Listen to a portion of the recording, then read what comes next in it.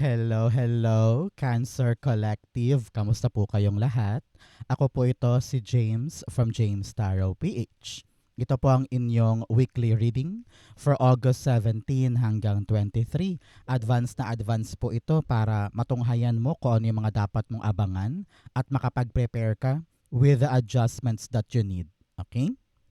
But first, mga Cancer, ihanda mo na ay yung isang tanong ha. Kung meron kang pangmalakasang one big question, hawakan nyo po yan at sa dulo po, atin po yung babasahin by using these cards. Okay, let's begin. Inhale and exhale your cards for the week. Meron kang, uy, nice. Siya nga pala mga mahal kong Cancer, salamat ha sa lahat po ng mga hindi nag-i-skip ng ads. Alam nyo naman, yan lang ang tanging paraan para po suportahan nyo ko. So thank you for your support and love. Hello rin po sa mga new subscribers. Welcome sa ating channel. Please help me. Do not skip your ads. Salamat po. At the background, meron kang the Seven of Swords. Okay, parang ngayong linggong ito, balak mo nang kunin ulit yung otonomiya sa iyong sarili, na parang balak mo nang sundin yung gusto mo. Kahit pa taliwas yan sa gusto ng iba or sa inaasahan ng iba, parang sabi mo, I need to follow myself. I need to follow what I want. And parang gagawin mo to ng mag-isa. I'm hearing because you're so afraid na baka may mga elam, baka may pumigil, baka may mang jinx, baka merong atribida na biglang papasok para pigilan yung gusto mo. Ayaw mo nun eh. Kaya meron sa inyo sinisikreto to. Kung ano naman tong movement na ito, parang sabi mo, sa ako na sasabihin, next time na lang sasabihin kapag okay na. Pero ngayon talagang kumikilos ka ng palihim, patago, or ayaw mo i-broadcast, ayaw mo isang guni sa iyong kapatid, sa iyong magulang, o sa iyong kaibigan, parang saka na lang kapag okay na, parang ganon. So you're taking things in your own hands.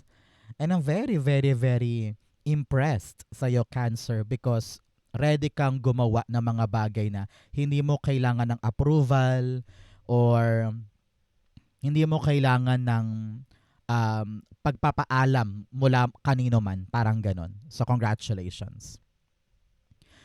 In your core energy, meron kang the Ten of Wands. Sabi dito ng yung spirit guides, ang bigat-bigat na. Parang feeling mo, I cannot take this anymore. I have a lot of responsibility na dapat ko nang ibaba, dapat ko nang bitawan because it's not healthy anymore. No?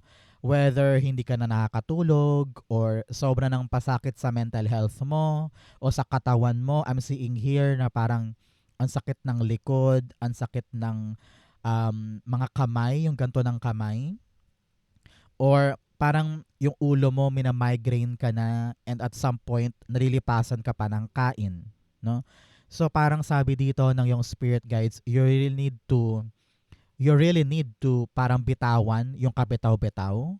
Aanhin mo naman daw yan kung nag-sacrifice yung health mo. Kaya parang ngayon talaga na-realize mo din na ayoko nang magtiis, ayoko nang tiisin yung isang bagay na I know I can do better or I know I can have more or I can have something na mas angat pa dito. Parang naligaw ka rin kasi, parang feeling mo hanggang saan ba to? Para saan pa ba to? Bakit ko to ginagawa? Bakit ako nag-sacrifice ng ganito for someone? Kailan ba to matatapos? Parang ganyan. So, naligaw ka na sa sobrang bigat, sa sobrang dami ng ginagawa. Kaya ngayon, you are taking steps para magkaroon ng grand detour or magkaroon ng paggaan ang buhay mo. Clarify natin. The Ten of Wands. Tumilapon. You have the Seven of Swords. 7-7 is here telling you na meron kang swerte energy sa mga kamay mo. Sa panahon to para sulitin yung pagkakataon na gumawa ng swerteng bagay. Meron daw isang bagay sa buhay mo ngayon ang papabor sa'yo. Akala mo lang mahirap, akala mo imposible, pero biglang gagana, biglang papabor yung mga sitwasyon patungo sa'yo. No? So, kung ano naman tong bagong strategy na gagawin mo para hindi ka na mahirapan, hindi ka na um, mabigatan, no? Meron kang mga pagkilos ngayon. Nakakaiba at maaaring questionin ng ibang tao pero ikaw desidido ka na. And I'm very very proud because hinahanapan mo ng solusyon yung mahirap ngayon. Okay? At the bottom, the 10 of cups. Meron kang 10 and 10 here telling you of completion and closure. Meron ka talagang isasara na mga bagay na alam mong panahon na. And you need to talk to your family para maintindihan nila kung ano tong balak mong gawin. Kasi sabi mo, gusto ko ng gumaan, gusto ko ng makaasenso, gusto ko ng makaaluwan sa buhay. Kaya I need to talk to them para maintindihan nila tong gagawin ko para tulungan kayo. Okay? So mga Cancer, ano po ba yung mga inaasam mo na gusto mong makuha ngayon? I-comment mo ngayon sa baba para mapasa kamay mo na. Okay? In the area of what you need to focus on, meron po kayong the King of Cups. Alam mo, narinig ko dito, magkaroon ka na heart-to-heart talk with someone. Maari itong King of Cups energy na ito, halimbawa asawa, or kapatid na lalaki, or tatay mo, or best friend mo, no? Na talagang marunong siyang makiramdam, marunong siyang umunawa, matured siya, nakikinig siya sa'yo kapag meron kang mga ino-open up sa kanya para meron kang hingahan. Hingahan ng mga problema, hingahan ng mga iniisip mo, at siya yung magpapalinaw ng iyong sitwasyon at magpapalinaw ng isip mo sa kung ano ba yung dapat mong gawin na susunod. No? So talk to this person, makagaan niya ng kalooban mo at lalaya ka dun sa bigat na pinapasan. Kaya kung sino man tong very matured, wais at talagang matalinong taong pinagkakatiwalaan mo, sa kanya ka mag-open up for you to be able to see what you need to do. Pinapayuhan ka rin na kumalma ka lang. Marami kang kinakatakot, marami kang inaalala, pero wala daw patutunguhan kung masyado kang stress or masyado kang aligaga. Just parang take one step at a time. Kung ano lang yung kayang gawin ngayon, yun lang muna ang isipin mo para hindi ka mag-aligaga. Saka mo na isipin yung para bukas kapag nandun ka na. Parang paunti-unti kang gagalaw para hindi mo maramdaman yung bigat ng transition or bigat ng pag-andar mo. King of Cups, the Four of Cups. Yes, here talagang marami kang kalungkutan, disappointments, rejections. You feel like, bakit ganto, Frenny? Ayan, marami kang heartbreaks. Marami kang mga, bakit ganto, bakit ganun? Ginawa ko naman ang lahat, masipag naman ako. I did my best. Wala naman akong kapabayaang ginawa, pero bakit ganto, nalusaw, na-reject, or na-heartbroken ako sa dulo. Pero sabi nga dito, kapag kinausap mo tong taong ito na mabait sa'yo at talaga namang inuunawa ka niya, maliliwanagan ka na, ay oo nga no, bakit ako nagpapakaburyong or nagpapaka-focus sa mga bagay na nawala meron pa akong pwedeng habulin or meron pa akong pwedeng simulan na bago na magbibigay sa akin ng stability and happiness. So, this conversation will open your horizon for something better at wag nang damdamin pa yung kasawiang pala dahil hindi yun ang para sa'yo. Kumbaga, you are now appreciating yung mga meron ka at yung mga paparating pa. Okay? So, Cancer, taga saan po kayo? Saan parte po kayo ng Pilipinas o buong mundo nag-enjoy ng ating reading? At kamusta po ang weather sa inyo? Sa amin, maulan, malamig. Kamusta po kayo? In the area of what you need, meron kang sun card. Sabi dito, think positive lang. And try mo laging magaan lang yung pag-atake mo sa yung sitwasyon. Parang manumbalik ka daw sa pagkabata mo. Di ba nung bata ka, puro masaya lang, tawanan, hindi masyado nag-iisip para sa future, hindi masyadong binubugbog ang sarili para sa mga, ay dapat perfect, ay dapat tama, ay dapat maganda. Try to be playful, no? Mag-videoke ka, lumabas-labas ka, tawanan kayo. Okay lang kahit hindi ka muna mag-exercise this morning, mamaya na lang.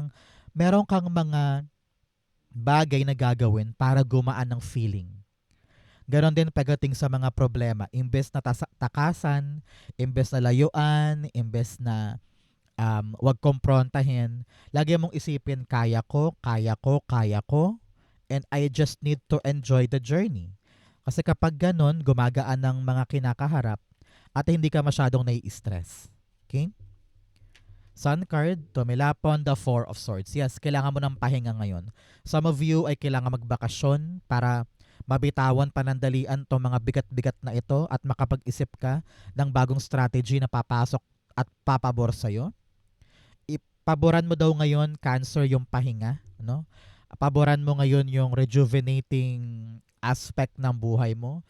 Kung talagang matrabaho yung ginagawa mo, edi nakawin mo yung mga tulog na kaya mo kahit 15 minutes or 1 hour sa maghapon, sa lunch break, di ba? Kung ano yung mga ways ng pagpapahinga, gawin mo yon para magkaroon ng positibong outlook ang isip mo at hindi ka makulong sa lahat ng kanigahan. Okay? Five of Swords. Masyado ka ng maraming inaalala and hindi worth it yung labis-labis sa pag-iisip. Kapag ganyan kaka-tense, ganyan kaka-stress out, nakakalimutan mong ma-appreciate yung ganda ng buhay mo o yung mga bagay na meron ka. So go out, learn to really ignore yung mga stress sa buhay para malasap mo naman ngayon yung pahinga at kaginhawaan ngayon. Okay? Kailangan mo yan. So hanapan ng paraan. In the area of what's affecting your current energy, meron kang, may tumilapon pala. Saan to? Dito ba to? The Empress card. Kung saan man to tumilapon, your spirit guides are telling you na importante ang sarili. Nourish yourself, take care of your body, and find ways para mag-distress. Alisin yung mga rason ng toxicity, stress sa katawan, sa buhay. Okay? Here you have the Five of Cups clarifying or affecting our Ten of Wands. Sabi mo, pagod na ako, ayoko na, panahon na para mag-move on sa mga bagong bagay. Kumikilos ka mag-isa at parang sabi mo, ayoko nang magpaalam, ayoko nang hingin yung approval or amor ng ibang tao. Pagod na ako sa people pleasing. Pagod na ako sa pagluhod or paghingi ng opinion ng iba. Now I'm opening myself sa mga bagong bagay at doon ako talaga mag-focus. Kasi alam mong time na. No? So congratulations. Proud ako sa iyo for letting go of something na alam mong nakakasira na sa iyo. And you are now entering a phase of your life kung saan ready ka nang tumanggap ng mga bagong bagay. Five of Cups, the Temperance card. Yes, now you understand na kung ako man ay magpapagod sa isang bagay, doon na lang sa bago. Kung ako ay maglalaan ng effort, pawis, puyat, pagod, ay doon na lang sa mas promising kaysa doon sa mga nasayang at nawala. Ready kang suungin ngayon yung proseso, no? At you're in the path of healing eh. Parang ngayon binubuksan mo na ang sarili mo na maghilom, bumitaw, kumawala sa toxicity, kumawala sa pain, kumawala sa bigat na yon na parang ayoko nang gawin to sa aking sarili. Panahon na para bigyan ko ang sarili ko ng paghilom, kaligayahan, makabawi, no? And it takes time. Huwag mo mamadaliin ang sarili mo. Mahabang proseso yan. Pero ang maganda, sinisimulan mo na. Congratulations. At the bottom, the Three of Swords. Yes, healing from heartbreak and moving forward to something new. Panahon to para maging hopeful ka sa mga bagong bagay. Kaya huwag ka nang malungkot. Kayang-kaya mo to mag-isa. Kayang-kaya mong bumangon ulit. Okay? In your near future, meron kang the Knight of Cups. Sabi dito, in the near future, there will be this new endeavor. Makabagong bagay or tao or career path or sitwasyon sa buhay mo na iibigin mo. Parang ready ka na ulit na, sa future pa to ha, ready ka na ulit na maglaan ng love or passion sa isang bagay dahil nakabawi ka na, nakapaghilom ka ng mabuti. Either halimbawa, ready ka na ulit magmahal, ready ka na ulit tahakin yung bagong career, or handa ka na magbukas ng bagong iibiging negosyo, ganon. So parang buong buo na yung puso mo dito para ibigay or gawin yung isang bagay na sabi mo, passionate na ako ulit, okay na ako, I'm gonna give it a try now. Parang ganon, no? So, very, very happy for you. Nabalik mo yung sigla ng sarili mo, nakapagpahinga ka, you are now okay, at yung bagong darating sa'yo, na handa mo ng yakapin ay talaga namang swak na swak. Ramdam ko dito na it will arrive at the right time, sa time na super ready ka na. Okay? Knight of Cups. The Fool card, yes. Handa ka talaga magsimula. Lumalabas na kunin natin. Star card, yes. Pagbuti ng buhay. Magsisimula ka na ulit na mag-risk or gumawa ng mga unfamiliar things na magpapalapit sa iyo sa mas magandang buhay at mas magandang at klarong path patungo sa iyong mga dreams. Congratulations. Pinag-pray mo rin to at darating siya. Okay? At the bottom, the Six of Pentacles. Ikaw naman ang kukubra. Panahon to para ikaw naman ang makatanggap ng biyaya na magbibigay sa iyo ng simula para abutin yung much better level ng buhay mo. Congratulations. In your challenge, meron kang the Ace of Wands. Naku, ito ang problema mo. Minsan wala kang gana na gawin yung isang bagay. Pinapayuhan ka dito na maging motivated ka. Palakasin ng loob. Magtiwala sa iyong sarili. Be confident, no? Kung ano naman tong idea mo na parang, uy, promising. Umiiwas ka na parang hindi ko ata kaya. Baka pahinga muna ako, saka na lang. Pero napakaganda nung bagong gagawin na parang ang hirap-hirap niyang i-ignore. So make sure na bago ka umayaw o mag-reject sa isang bagay, try mo muna. Panahon to para maging adventurous, maging go-getter, maging risk-taker. Pero kung takot kang gumalaw, walang pagbabago dyan. Okay? The Ace of Wands, meron kang the Ten of Cups. Okay. Kung ikaw man po ay nag-iisip na makalipat ng bahay, makalipat ng property, makalipat ng titirhan, sabi dito kailangan pare-pareho kayo ng desisyon ng pamilya. Nakita ko dito na baka harang or hadlang yung iba-iba nyong gustong gawin. Kaya kailangan solid kayong lahat. Tulungan, isang goal, isang gagawin, kailangan pare-pareho kayo ng balak na patunguhan. Hindi pwedeng halimbawa, balak mo nang mag-migrate, pupunta kayong Canada pero sabi ng mga anak mo, ayoko. Tapos yung asawa mo gusto rin magstay sa Pilipinas. So mahirap, di ba? Kaya kailangan pagliwanagin ang isip ng bawat miyembro ng pamilya para maintindihan nila kung ano tong balak mong gawin. Para suportahan ka, tulungan ka na maitawid mo yan. Okay? At the background, the Eight of Swords. Feeling mo nakatali ka. Merong ibang membro ng Cancer dito, ibang Cancer dyan, na para bagang pinipigilan ka ng pamilya mo na gawin yung gusto mo. At parang feeling mo nakatali ka doon. I cannot do anything. Nahihirapan akong itawid to dahil hindi pabor si nanay, halimbawa, or hindi ako sinusuportahan ng mga anak ko, halimbawa. So pag-usapan. Hindi pwedeng tameme ka lang dyan at nag-iisip ka ng solong solusyon. Kung ang harang ay pamilya, pag-usapan. Prove to them that what you are doing now will help the family at kailangan mo ng suporta nila. Okay? In your fortune, you have the Hierophant. Hierophant is all about you getting your blessing. May basbas po kayo kay universe about what you're doing now. So congratulations. Pabor sa'yo ang mga contract renewal, interview ngayon, or visa approval, ganyan. Merong OOO sa'yo. No, ramdam ko dito yung pagbaba ng order or pagbaba ng desisyon na papabor kay Cancer. So good luck and congrats. Kung ito man halimbawa ay licensure exam or interview result or isang approval for something, asahan yung magandang sagot at magandang resulta ngayon. Hierophant, the Ace of Pentacles. Yes, mapapasa kamay mo yung blessing. Congratulations. Talaga namang approve na approve. Gogora ka na, aandar ka na. And this is your sign. A blessed, blessed gift ang dadapo sa kamay mo. Kaya ingatan, kailangan dito ay matyaga ka, dedicated ka, and committed ka para asikasuhin to. At the bottom, the Four of Wands, you will celebrate soon.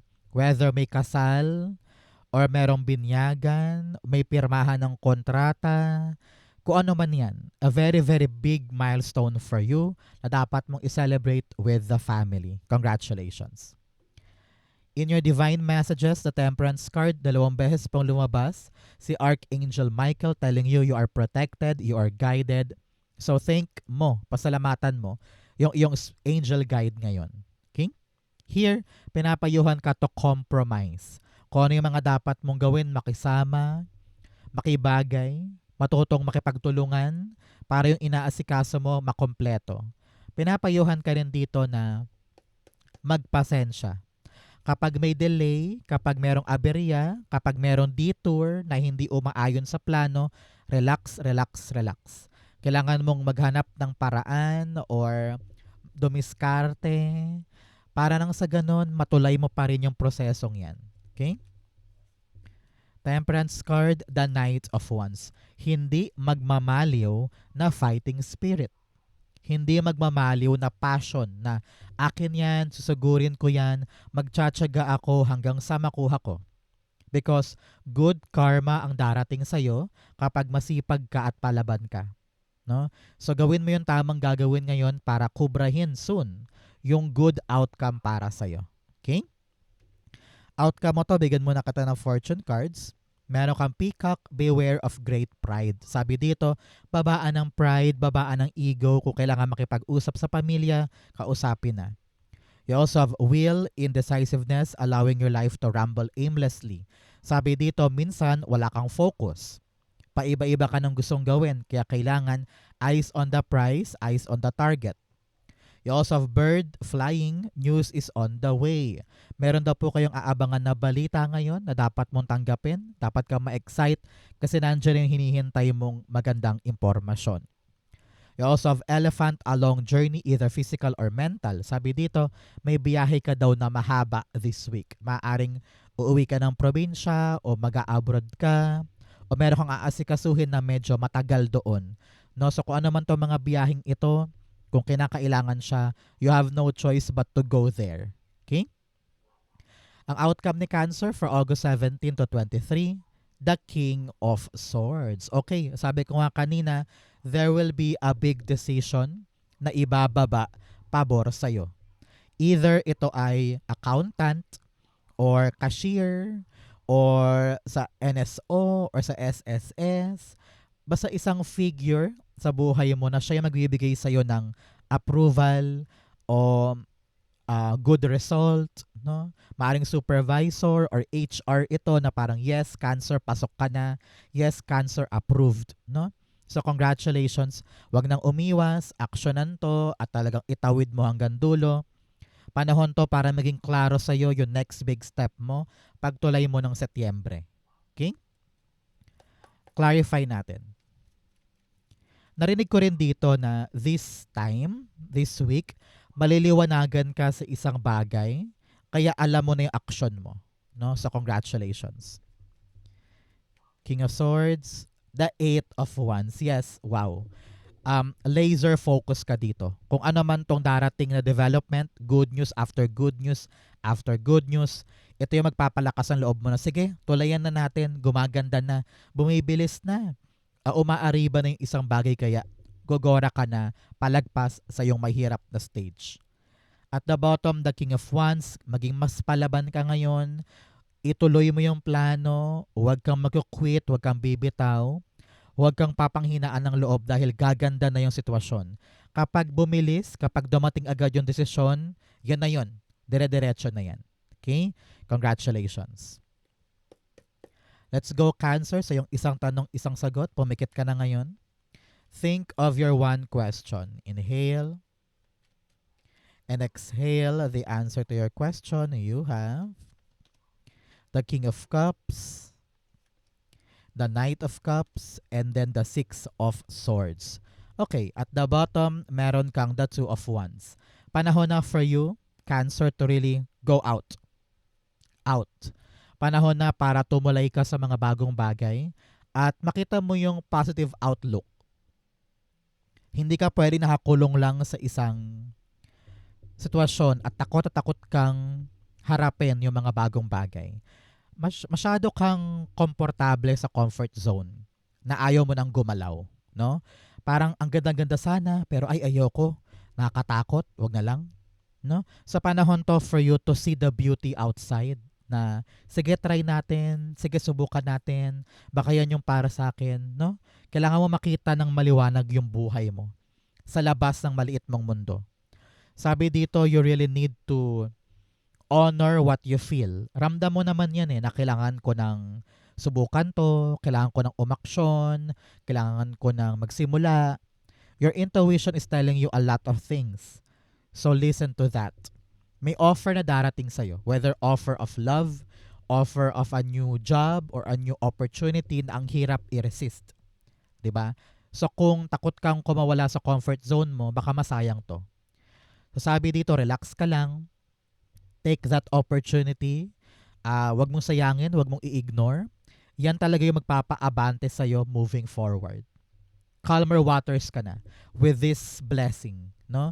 So, maging payapa ang isip at puso mo, daanan mo lang, try mo lang, and you will see na parang, ay, ang lawak pa pala ng pwede para sa akin. Okay? If you're waiting for a yes or no, the answer is yes. Kung ano yung question mo, yes, ang sagot para sa'yo. So go on, take that chance, grab the opportunity for you na mag-expand ang mundo mo. Okay? So Cancer, yan po yung isang tanong, isang sagot. Ganon din po ang inyong August 17 to 23. Advance na advance para po makapag-prepare ka. Saan po kayo nakaresonate, comment below. Basahin ko po yan. Thank you mga mahal kong Cancer for watching hanggang dulo. I love you. This has been James for James Taro PH. God bless everybody.